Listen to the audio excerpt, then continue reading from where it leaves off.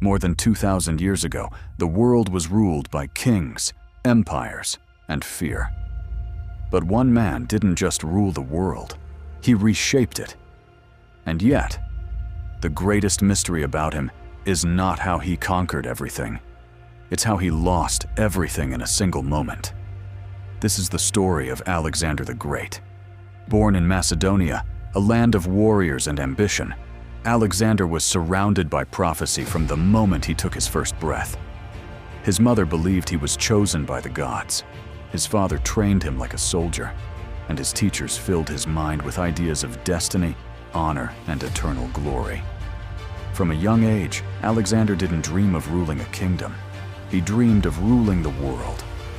By the age of 20, that dream began to turn real. When his father was assassinated, Alexander didn't hesitate. He claimed the throne and immediately prepared for war. But this was not ordinary war. This was a campaign that would stretch across continents, crush empires, and rewrite history. Alexander marched east with an army that trusted him blindly. They crossed mountains, deserts, and unknown lands. Every battle followed the same pattern. Enemies underestimated him, and they paid the price. At the Battle of Issus, Alexander faced the Persian Empire, the most powerful force on earth, outnumbered, surrounded, yet fearless. In a matter of hours, the Persian army collapsed. Their king fled, and the world realized something terrifying. Alexander was unstoppable. City after city fell. Egypt welcomed him as a god. Persia burned under his command. When Alexander entered Persepolis, the heart of the Persian Empire, he ordered the palace set on fire. Some called it revenge, others called it madness. But Alexander believed destruction was necessary to make room for legend. As his victories grew, so did his ambition. He no longer fought just to conquer land. He fought to surpass every hero who came before him. He wanted more than power. He wanted immortality. But the farther he marched, the darker things became. His soldiers grew tired.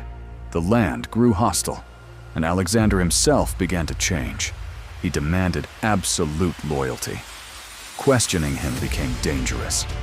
Some of his closest companions were executed, not by enemies, but by Alexander's own command. Was he still the brilliant leader they followed, or had power begun to consume him? When Alexander reached India, the edge of the known world, his army finally broke. They refused to march further. For the first time in his life, Alexander was forced to accept defeat. He turned back, but the journey home was slow, brutal, and filled with loss. Thousands died, not in battle, but from exhaustion, disease, and despair. By the time Alexander reached Babylon, he was no longer the same man. His body was weakened, his mind restless.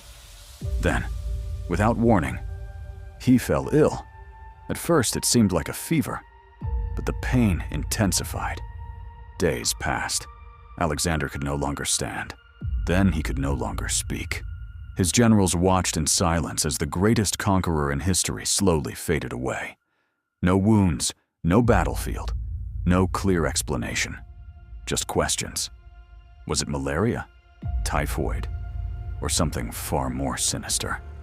Some believed Alexander was poisoned, betrayed by those closest to him. Others believed his body finally collapsed under years of relentless war. At just 32 years old, Alexander the Great was dead. And with him died the future of his empire. He left behind no clear heir, no instructions, only ambition, jealousy, and chaos. Within weeks, his generals began tearing the empire apart. The world he built collapsed faster than it rose. Even his body became a mystery. Transported, guarded, fought over, then lost to history. To this day, no one knows where Alexander the Great is buried. Statues still stand. Books still speak his name. Military leaders still study his strategies. But the man himself remains a puzzle. Was he a hero who united cultures, or a tyrant driven by endless ambition? Did he conquer the world, or did the world slowly destroy him?